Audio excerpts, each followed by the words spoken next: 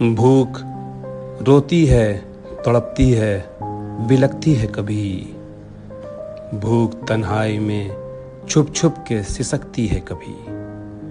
भूख बेबस हो तो रस्तों पे निकल पड़ती है, नंगे पैरों से ही मीलों का सफर करती है। भूख बहती है कभी आंख से अश्कों की तरह, फूट जाती है कभी पाँव के छालों की तरह।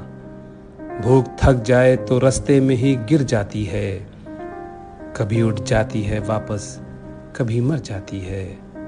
और भूख बच्चों को उठा लेती है कांधों पे कभी। भूख चढ़ जाती है खुद पैर के छालों पे कभी।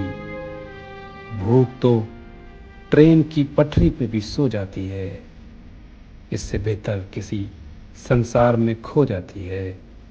भूख तो घास के पत्तों में भी जी लेती है, और अगर कुछ न मिले अश्क ही पी लेती है।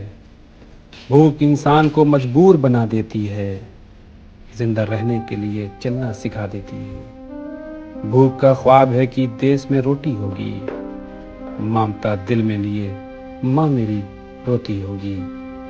भूख घर जाने से पहले ही गुजर जाती है, जिंदा रहने की मशक्कत में मर जाती है।